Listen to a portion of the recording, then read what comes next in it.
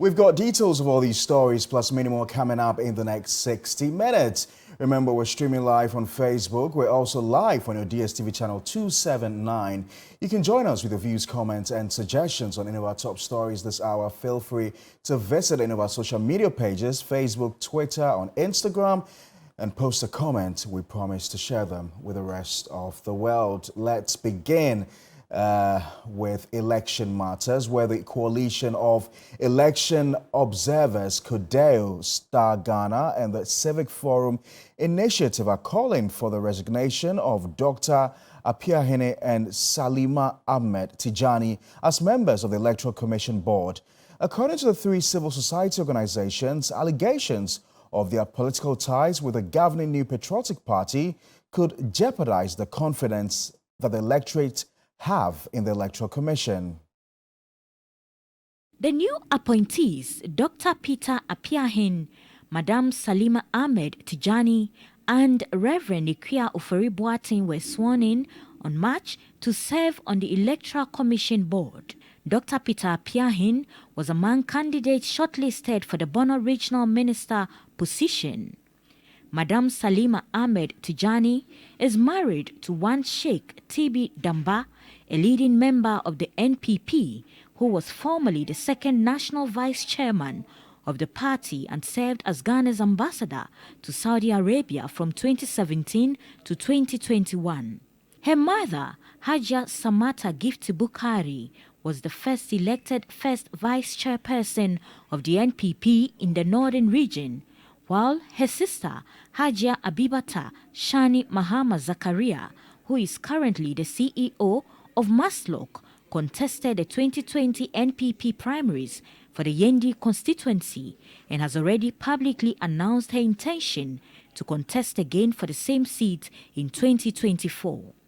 These conflict of interest concerns have been raised by critics. When you decide to appoint anyone to play any crucial or critical role as it pertains to the Electoral Commission, and that person is politically tainted and not neutral, that individual further enhances the doubts that opposition parties from time to time would have with the Electoral Commission. There are some institutions that we call them independent bodies, but this current president have decided to desecrate all these independent institutions, including the Electoral Commission. For former president and flag-bearer hopeful of the NDC, John Dramani Mahama, it's about time the constitution is amended to avert such situations. The appointment of known party activists onto the Electoral Commission by our current president may require an amendment of Article 43(2) to provide for parliamentary approval of new commissioners appointed onto the commission. The latest to weigh in are the civil society organizations, the Coalition of Election Observers, CODEO, Star Ghana, and Civic Forum Initiative. In 2019, trust in the commission dropped to 21%, and in 2022, the most recent survey, public trust in the EC dropped to an all-time low of 10%. Trust in the EC is too important for our democratic and social peace and stability for it to remain this low or get worse. Building and sustaining trust and confidence in an election management body is a delicate business. We accordingly call on Dr. Peter Apiahene and Hajia Salima Ahmed Tijani to do the honorable thing and resign. The group is calling for a constitutional amendment to ensure a more transparent, inclusive process. In filling a vacancy on the EC and other independent constitutional bodies, the President, acting in his role as head of state, propose and make public the names and biographical information of candidates to be considered by the Council of State. The President should consult key stakeholders, including political parties represented in Parliament, in coming up with the list of candidates to be submitted to the Council of State. The Council should then invite persons and other inputs on the proposed individuals from the public as part of a process of vetting and shortlisting the candidates. Though the president exercised a constitutional right under Article 70 of the 1992 Constitution, the CSOs are of the view his choice has the tendency to impact negatively on the upcoming general elections. Right, we're going to stay a while longer on this very controversial matter. Let me go live onto the phone lines now and speak to Professor Ransford Edward Jampo. He's a senior lecturer, Political Science Department, University of Ghana, is also a historian. Thank you very much, sir, for your time, and good to have you on News 360. Now, concerns about these two personalities and the fact that today we're having to see CSOs call for their resignation. What do you make of it? Good evening, Fakwesi. Hello. Yes, Professor Jampo, I can hear you loud and clear. I was asking what you make of concerns raised about these two individuals, and especially this very latest information we're hearing from CODEO and other civil society organizations calling on the two individuals to do the honorable thing by resigning. Well, these are legitimate concerns, and we're way before these CSOs and then CODEO spoke, some of us are taking issues of the caliber of people who have been appointed to the commission. We teach independence of institutions, and one of the mechanisms for achieving independence of institutions is to look at the mode of appointing people into such institutions. Whether we like it or not, somebody by all means will have to appoint somebody. But there must also always be some measures put in place to ensure that the appointment, the power of appointment is done first with recourse to meritocracy. Number one, the power of appointment must be done in a manner with recourse to meritocracy. Now, if I say so, you ask yourself, what is the track record? What merited or warranted the appointment of these people into the election management body? I worked with Jim Mensah for 14 years, and within that 14 years, a period of 10 years, we worked on the Ghana Political Parties program. A program that sets up a dialogue platform for political parties to discuss issues of national interest in an apolitical manner. We did this for 10 years.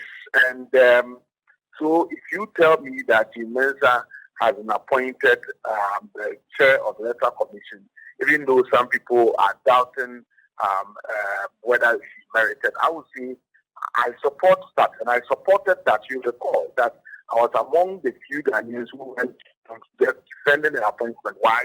Because she has had a track record dealing with political parties and bringing them together. She's had a track record. I worked with her so many occasions to submit proposals of electoral reforms to the Electoral Commission, and so the track record is there. But I look at the background of these people and search about them, and I don't see any track record that they have in the area of administration, election reforms, and all that. I don't see their track record, and so the appointment power was exercised without taking cognizance of the fact of merit appointment of the position order. Second, given that these appointees are going to be working as independent arbiters, they are not supposed to be seen as partisan politicians. Now, Patrick, you know the difference between doing politics and then doing partisan politics. Aristotle has argued that man is by nature a political animal, and so you cannot strip man of politics, right? Then he doesn't become a human being. But if Max Weber tells you that a public servant or a public official working in a supposedly independent institution is not supposed to do partisan politics, he's not saying he shouldn't vote. He's not saying you shouldn't do politics, but he's saying that you should not be openly seen to have identified with one political party or the other. He had campaigning for a political party. You are not supposed to be opposing a political party. You are not supposed to be seen wearing party t-shirts, party shoes, and adorning yourself in party paraphernalia or being found at political party rallies. If you do that, it means you are doing partisan politics. Now, unfortunately for some of the appointees, they are seen as partisan appointees, or they've done partisan politics. And so if that happens, it becomes difficult for you to staff independent institutions with set appointees. If you do that, then it means you are feeding into, or you are deepening the trust deficit and the legitimacy deficit of these institutions. But unfortunately, the president, who was bent on doing this, even right at the word go, said that elections are about those who vote and not those who count. And that's where I come in, Professor Jampo, that some have said that you cannot fault the president necessarily because what he's done is only to exercise his prerogative under the Constitution. And so moving forward, the cure to this supposed mischief will be to try and make amendments to the Constitution. No, you see, the Constitution can never be a perfect document. If you go to America, they have a Constitution, a well-codified document that serves gives a blueprint for the political administration of their country. If you go to UK, they have unwritten constitutions to operate essentially customs and conventions and all that. These are all not perfect documents. Okay, so you would always have problems with the Constitution. The problem, but what you have to do or working with the Constitution depends on whoever is interpreting and whoever is working with it. So the Constitution will always have difficulty, but in trying to operate the Constitution, we must have people who mean well, and we must have people who are patriotic, and we must have people who will not exploit the disadvantages and dangers of the Constitution to their own advantage. And I'm saying that even though the president has the power to appoint, I think in consultation with the Council of State, I think this particular appointment power has been exercised in a manner without recourse to meritocracy, and has also been exercised in a manner that snubbed or disregarded the need for us to shore up the independence of our election management body. And I hear you, Prof. Jampo, and that's where my final question comes in. Based on this very latest advice coming in from CODEO and the CSOs, do you, in all honesty, expect these appointees to follow through and resign? No. First of all, we know that there's no way the president is going to rescind his decision. And then secondly, you know that the culture of resignation is not ingrained in the psyche of the typical public servant in Ghana. And so even though they have made the calls that these appointees possibly should resign, that recommendation amounts to merely romancing a stone. Nothing is going to happen. The president will not rescind his decision. These appointees will not resign because basically the culture of resignation is not ingrained in the psyche of the typical, public servant in Ghana. Professor Jampo, I've got to say a big thank you to you. Thanks for joining us here on News 360. Professor Jampo is a political science lecturer and also a political historian. Let's continue with the rest of our stories. To the camp of the NDC, and heavy security was deployed at the premises of the Ashanti Regional NDC party office when they got to the turn of the Asawasi constituency to go through the vetting process for the parliamentary primaries. With a charged atmosphere, the incumbent Muntaka Mubarak and his contender Masawud Mubarak stormed the vetting center with hundreds of supporters. Anticipating a chaotic scene, security was beefed up at the vetting grounds even before the aspirants and their supporters arrived. The entry of the Asawasi MP, Muntaka Mubarak, and his contender, Masaudu Mubarak, led to a tensed atmosphere.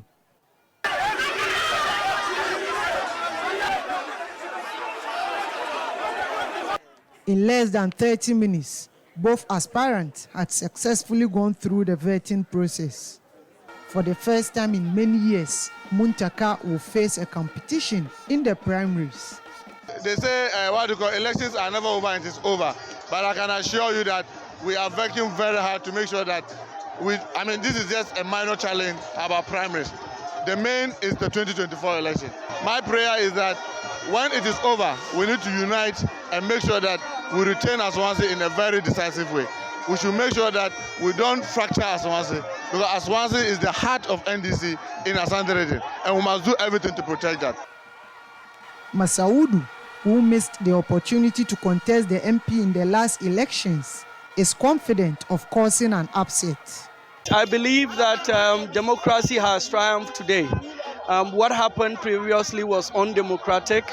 Today, I have been able to have an incidence-free vetting. If you look at what is happening within the constituency, we are pained that there hasn't been much progress in terms of the human development element of development within the constituency. So overall, we are very, very much enthusiastic about our chances, and we believe that inshallah victory is assured. The division among NDC constituency executives in Asawase appear to have deepened, as some of the executives are in the camp of Masaudu, whilst others are in the camp of Muntaka. In Edra, 4 people, including the constituency chairman, are contesting the incumbent MP, Bawa Brahma. Contest is good. If there's a contest, it gives you the opportunity to go around to assess your weaknesses and your strengths. And I've assessed my weaknesses, I've assessed my strengths, and I tell you, come 13th May 2023, I'm going to clinch over 1,000 votes and leave the rest for the 4 of them to share. At the end, all the 85 aspirants vetted were cleared to contest. For the records, there were no disqualifications whatsoever. I mentioned earlier that there were 5 petitions. The vetting committee sat on sale and we cleared the candidates on the guidelines that were provided for us. So there were no disqualifications. Ibrahim Abubakar, TV3 News, Kumasi. Meanwhile, here in Accra, the National Democratic Congress says it is scrutinizing the nomination forms of all 3 parliamentary aspirants of the Yawaso West Wogon constituency. John Domelo, Fred Nyama and Moses Achampon filed their nominations online, but the party says it has identified some anomalies in their documents which require further attention. Christian Yale, my colleague, reports. It is unclear when John Domelo, Fred Nyama and Moses Achampon will be vetted as the exercise ends on Wednesday, April 5. The nomination forms of all 3 aspirants are being scrutinized. So according to the Greater Accra Secretary of the NDC, Theophilus Setachai, the mode of filing of the nomination by John Domelo and Fred Nyama were a little bit problematic. He says there were a number of anomalies that need to be investigated before the party can find a suitable date to vet them. Filing on the last day, there were some challenges. And we are looking at the documentations because the filing was done online. And the online filing has certain features on the documents. And if you look at the 2 candidates, there is some form of anomaly. Although they claim to go through the process. They had challenges with going onto the system to use their bank card to do the filing. Aside from this, the party has also cited some internal issues it is trying to resolve. The Ayawaso West Wogon constituency has attracted huge interest. Our national leadership is investigating the matter so that they will in turn give us a true state of affairs. Because we are not handling the system. We are not handling the system. They are handling the system. So they are better placed to to advise us as to what direction to take. And once the advice comes, we will call the constituency and then have their vetting done. John Dumelo in the 2020 elections increased votes of the NDC in the constituency. He is seeking to contest the seat again, but this time in what promises to be a strong contest between him and Fred Nyama. Christian Yale, TV3 News, Accra. Let's now go to the Upper East region, where a 57-year-old man has been shot dead at his residence at Gumyoko near Bazua in the Binduri district of the Upper East region. According to an eyewitness, 2 gunmen stormed the home of the deceased and opened fire on him, killing him instantly. The gunmen reportedly sneaked out of the house right after the incident.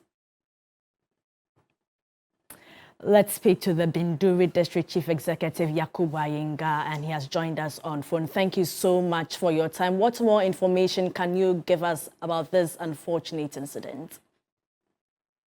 Thank you very much. Good evening and good evening to your listeners.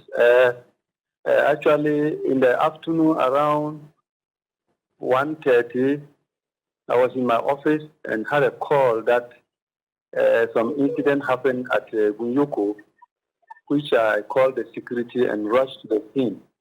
And actually, before I got there, the assailants flew away. They actually came and did the killing, and then they ran away. And actually, the security came and met me there. And according to the family, the man, Tairu Guma, 57 years of age, I think that today is a Boku market day. So we have a small market called Bazua Market in the Binduri district. So the man went there to barber his head. After barbering the head, he came back because he's fasting, and then he was just relaxing at in the house there. When the people came there, according to the family, there were 4 people on 2 motorbikes. When they came, there was no any sign of provocation, and they fired him and then took off. Have perpetrators been arrested? Actually, we have, before we got there, they already left the scene. What so is the security are investigating to see whether they can get the suspects. Okay. Would you say this is just an isolated incident, or it tells what is actually happening in the community? I'm talking about the security situation in the community. Come again? I was asking whether this is just an isolated incident or it tells us about the security situation in the district. No, please. This is a very different. It has no link with what is happening in Boko. All right. Thank you so much for your time. And Yakubu Ayinga is the Binduri District Chief Executive. Thank you. All right, Portia. Now, the Ghana Armed Forces has refuted allegations by Member of Parliament for Ningo Prampram, Sam George, that the army could not provide security escort for the Parliamentary Select Committee on Defense and Interior when they embarked on a mission to Boko. Now, according to the Member of Parliament, the security situation in Boko should not be beyond the armed forces to handle. The Ningo Prampram Member of Parliament queried why the Ghana Armed Forces could not provide security to the Parliamentary Committee on Defense and Interior when they had planned to visit Boko. Mr. Speaker set up a committee and asked the Intelligence Committee to go to Boko, led by the chairman, Kennedy Ohini Ejipon. They were supposed to be met in Tamale by a team of military officers to escort them and provide them escort from Tamale. Then when they get to Boko, the military was supposed to provide them a security cordon for them to go and talk to both sides. You could not provide security for James Agalga and Kennedy Ejipon and the rest of their teams, Anato and Co. Yet you have the military going to Ashama and beating everybody and making them drink gutter water. They are showing themselves as King Kong there. If you are strong, the boys in Boko are misbehaving. Go there and deal with them. He wondered why the military cannot deal with the Boko conflict. If you know how much of our taxpayers' money is being used in the name of military presence and police presence in Boko, and yet what is happening is happening. Look, you've got police, Then you've got the police CID, which is the intelligence unit of the police, or police intelligence there. You've got the military. You've got defense intelligence there. You've got NIB, National Intelligence Bureau, formerly BNI. It's happening on a daily, weekly basis. The media is not reporting it. Boku needs to become a national conversation. And you're asking yourself, all of the intelligence in town, what are they doing? Our security setup has failed. But PRO of the Ghana Armed Forces Naval Captain Michael Larby in an interview said the army had provided security for, but the committee changed its decision based on intelligence received from the Regional Security Council. It is not true that the military wasn't there to provide the necessary escort or the protection for the committee. As you go to any conflict-prone area, the first thing you get is a security brief on the situation on the ground. And that was given to the committee in Tamale.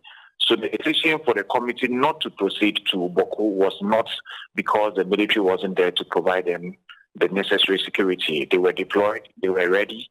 And I believe the Boku Municipal Security Council and the Upper East Regional Security Council had all given indications that they were prepared to receive the committee, but the trip was cancelled at the last minute. So it is not the situation that the military wasn't in a position to provide them the necessary security and escort to Boku. In more news tonight, the Trades Union Congress has called on President Akufo-Addo to intervene and resolve the ongoing issues at Sunon Asoglipa Ghana Limited, or the TUC will picket at the premises of the company in the next 5 working days. Management of the company has dismissed 3 union leaders for joining the Ghana Mine Workers Union. Deputy Secretary General of the TUC, Joshua Ansah, spoke with our Labour correspondent, Daniel Opoku, in Accra.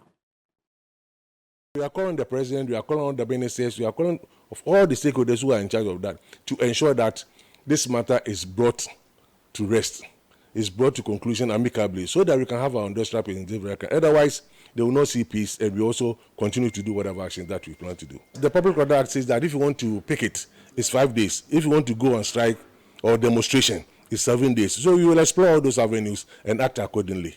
You will not go to court. This is our right. Labour Commission is the rightful person to go to court. They have instructed that the union was legally formed and management should go and do the right thing. It's like they are not respecting the rules and the directives by the Labour Commission. And I think that unions like organized labour, like TUC, like all organized labour associations in Ghana, so far as they are leading workers, should not sit down and look on. Just this afternoon, unfortunately, what the news coming from Sunyani, one of the timber companies, that a Chinese managing director has pointed a gun at a deputy general secretary of the timber workers, in Sunyani, as I speak to you now. If you continue to look on this, one day all of us will be heard. But we don't think that we can contain such behaviors in this our country. So we are calling our president to look sharp on some of these issues. Otherwise, this country will not see peace. A reminder, you're still watching our major news bulletin for the day. This is News 360. We're streaming live on Facebook. We're also live on your DSTV channel 279. We're going to go for a quick break. When we return, we've got the very latest in the world of business.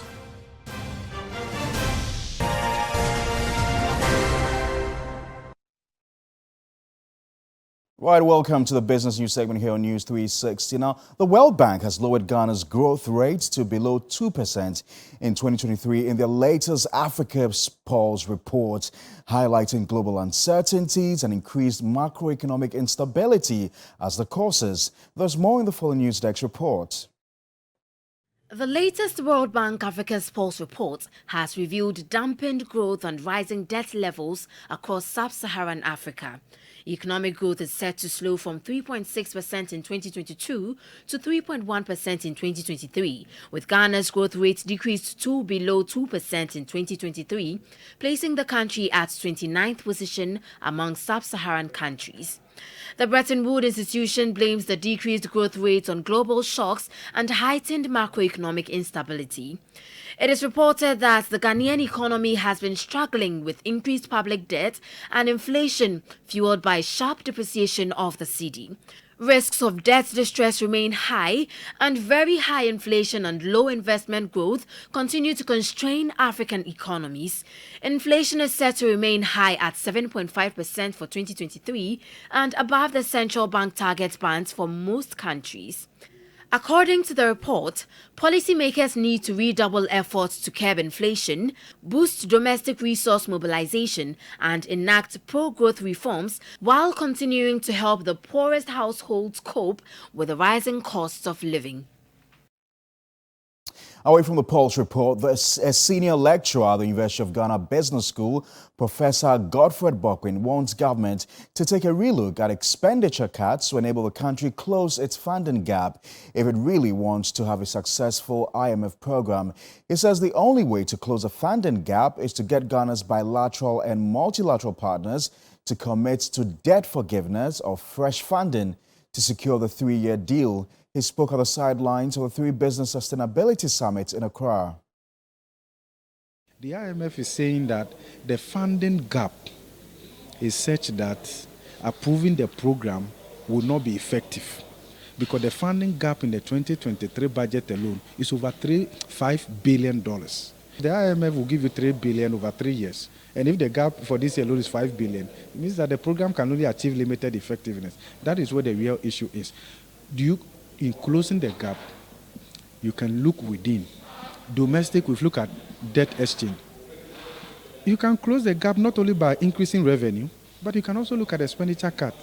And what surprises everybody is that government's unwillingness to cut expenditure tells you that leadership doesn't want to respond appropriately. Leadership wants to get away whilst it burdens the system. Elsewhere, a policy and tax analyst, Dr. Alex Ampabin, has suggested that government pursues a sustainable revenue mobilization, which is in line with prudent expenditure to avoid the recurrence of the current economic crisis.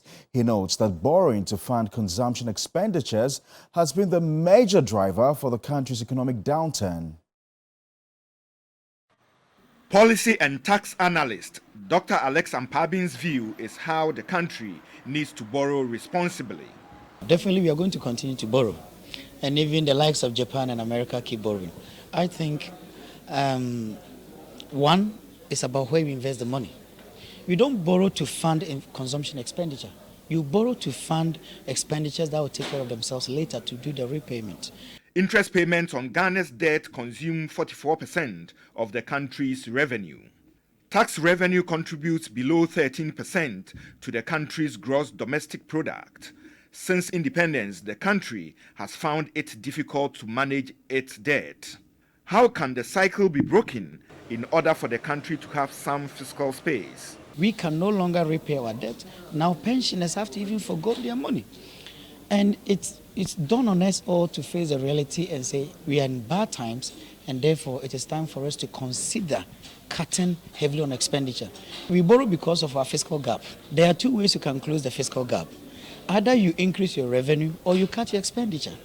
And until we pursue an aggressive expenditure cut, until we pursue sustainable revenue which is married with reasonable expenditure, in fact, even the IMF building in Ghana will not change anything. What we need is fiscal discipline.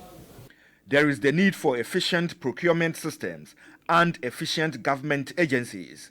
85% of the country's procurements are restricted or sole-sourced. This makes up 35% restricted and 50% sole-sourced, according to ASEP.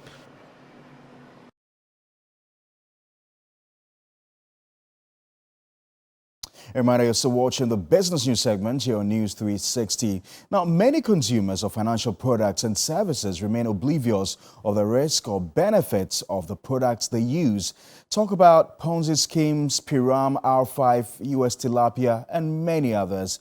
In this light, the Finance Ministry, in collaboration with other financial regulators, have launched a financial education campaign to build the capacity of consumers to make more informed financial decisions. Ghana's financial information penetration has witnessed steady growth within the financial sector. A survey conducted in 2010 showed financial penetration at the rate of 41%.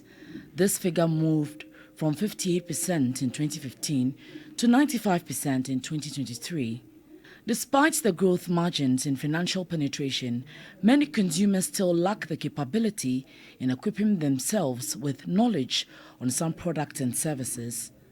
Launching the financial education campaign, Deputy Finance Minister Abinau Sayasare entreated consumers to be extra vigilant on financial matters. How capable are we to make informed decisions when it comes to our finances? So this is what the campaign is about. We launched it today. It's been translated into about 11 languages, and there will be town hall meetings and engagement in all the 16 regions to make sure we bring the knowledge of financial information to everybody, so that when anybody at all is making decisions on their financing, they'll be well informed. The campaign aims at fostering the capacity of Ghanaians to make informed financial decisions. Patience Akoboham is the chairperson of the Financial Education Multitasking Stakeholder Committee. And that is what these schemes would promise. It will give you 100% return. And you should ask yourself, is it feasible? Where are they going to get the money to pay you? And so, yes, we are going to emphasize on Ponzi schemes, the operations of Ponzi schemes, characteristics of Ponzi schemes, and other things to enable them know and then move away from that. And Thierry Nyan is here for the latest in the world of sport and talking about comebacks. Who is likely to come back? Well, this is not the kind of comeback that Chelsea fans are looking for at all. Are you kidding me? Don't tell me Frank Lampard is coming back to Chelsea. How did you know that? Are you kidding me? Yes, he is. And so we'll get into the details right here Thierry. on News360. My name is Thierry Nyan and it's time for the sports. Now, Chelsea have open talks and are quite advanced with those talks with Frank Lampard over a stunning return as interim manager as they continue to search for a permanent replacement for Graham Potter.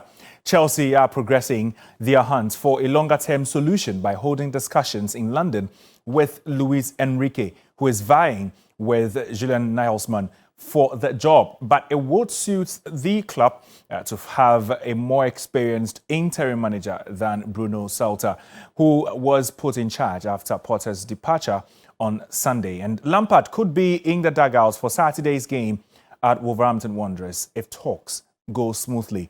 Lampard attended Chelsea's goalless draw with Liverpool on Tuesday and has been out of work since being sacked by Everton in January.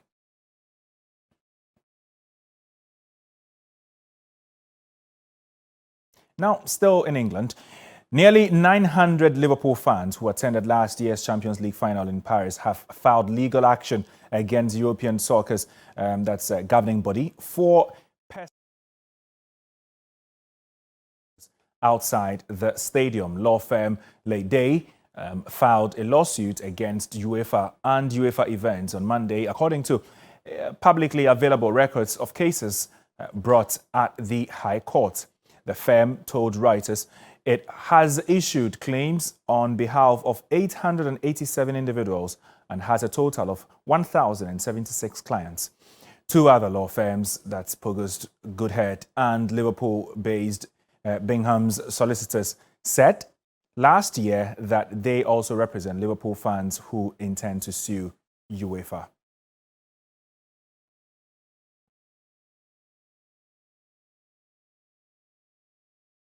Now, tonight on GPL Express, the focus is on Great Olympics and their struggles this season. Despite the flaws, head coach Bismarck Kobi-Mensah is looking at reshaping the club's fortunes, starting from the trip to Aduana FC on week 26.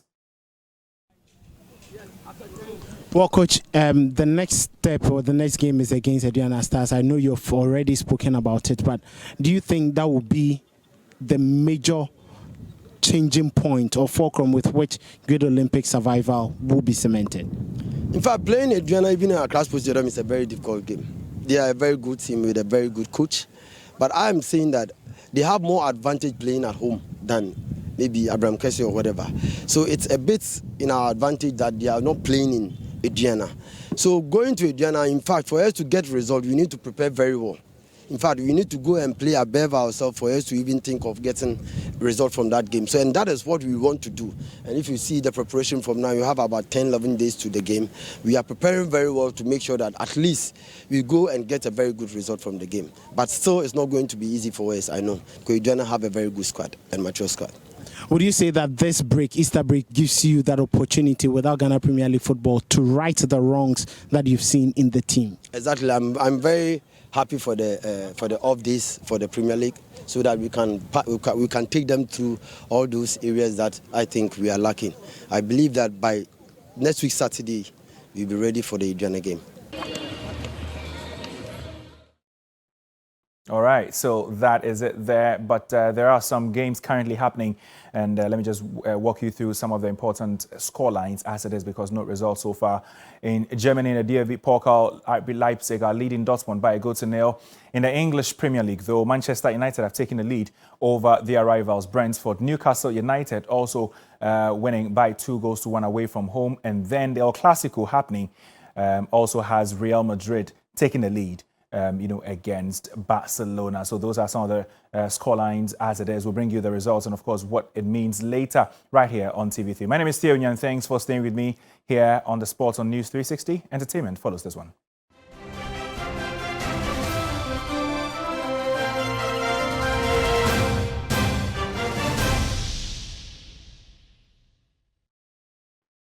Time now for the very latest in the world of entertainment. And guess who's gazing at me? They can clearly see me. They don't need to guess. They don't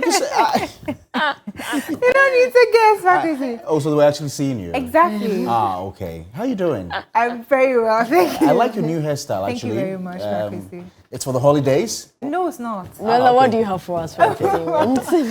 We've got quite a number of stories, so let's just get straight into the entertainment news segment here on News 360. My name is Noella. Now, for our first story, the Minister for Tourism, Arts and Culture, Dr. Mohamed Awal, has said that the campaign to make Ghana the #1 tourism destination in Africa yielded a lot of positives in the year under review. Now, speaking at the launch of the 2022 tourism report, he noted the country recorded some 91,500 tourism arrivals and targeting 1.2 million arrivals this year. Since 2019, when the Beyond the Return and December Ghana initiative was launched, there has been a major increase in international tourist arrivals. From 600,000 arrivals in 2021 to 915,000 in 2022, the Ghana Tourism Authority has targeted an ambitious increase in arrivals to 1.2 million by the close of 2023. About almost 915,000 international tourist arrivals in 2022. Each tourist spends over $2,700. So if you multiply it, you see that we're getting to over 2. So, and then they stayed an average of 10 days. So in 2023 and beyond, our plan is to ensure that we get 1.2 for this year million arrivals, and each tourist spend not less than $3,000, and they stay like 12 to 14 days. Speaking at the 2022 tourism report, Dr. Mohamed Awal said government is stepping up its game to engaging key stakeholders to achieve its targets. We are doing a lot of attraction to some of the forts and castles and developing new areas. But tourism is not only about structures. It's all about food, about leisure, about entertainment, about music. We are developing the creative sector so that when they come, they have a lot of entertainment. The more creative sector you have, the more opportunity you have, the more tourists stay and spend money. A satisfied tourists will not only come back with family and friends, will come and stay longer and spend money.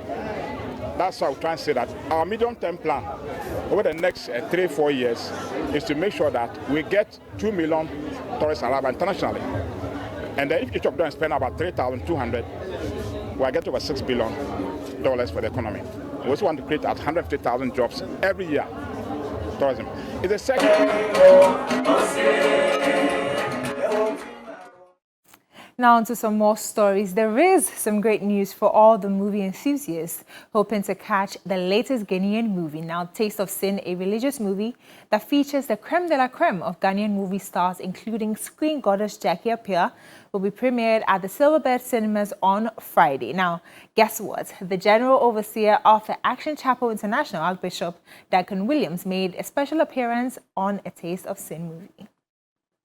But I think you've done a fantastic job at that. Thank you. And also as a producer of movies, this is not your first movie that you've executively produced. How many movies have you done so far? So my first movie was 2005. Wow. Yes. And so with this movie, I collaborated with Dominion TV. Yeah. A Taste of Sin. Yes. Tell us about it. Yeah, so A Taste of Sin is a faith story, like I said. It's a religious story that talks about God. You know, sometimes people would call you, look at her, the things they will call you with, they are worse in their corners. Yeah. But because nobody sees them, they think they are okay. And so, so that I don't say the whole of the story, you need to come to the Silver Birds on the 7th. Okay. That's on Friday to watch A Taste of Sin, and you won't leave the same. It's a beautiful story. It's unique. It's different. It's not the normal Christian stories that we tell that people will say, oh, maybe it's boring. No, it's stories that anybody, every religion can relate to. And the Archbishop is in the film. Oh, he's in the Yes, film. So what role did you play? I played the wife of a pastor. Hey. Yes. I So see. James Gardner played the pastor, Okay. my husband in the film. Mm. My Okay. Jude is in the film. Okay. Did I mention Kalsum Sinari? No, you're not mentioning it. You're not. Well, do make a day to catch the full interview on the Day Show with Bellamundi. Now, winner of Mental X and VGME Unsung nominee DSL featured dancehall sensation LaRusso on his newest jam titled Happy. Now, the party tune is expected to drop this Thursday, April 6th.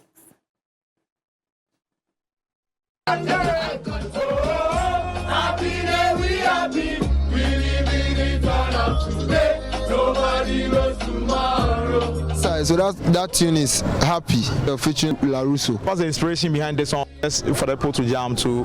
Yeah, for the people to jam to. And you should know, none of us here is promised tomorrow. I just here. You there here today, you don't know when you go move. Yeah. So yes, sir, happy yourself. The song come out, you go listen. Yeah, happy day, we happy. We living it all up today. Nobody knows tomorrow. Also be that one dancehall artist, I feel so much. I know so many people can fit in. So many people fit in, but I just feel like you, LaRusso for the tough. Happy day, we happy. We live in it all up today. Nobody knows tomorrow. Well, do make sure to catch the all-new Isono right here on TV3 after the bulletin. That's 8 p.m. Just make sure that you stay tuned, watch the all-new episode. There's a lot in store for you. And that's how we wrap up on the entertainment news segment here on News 360.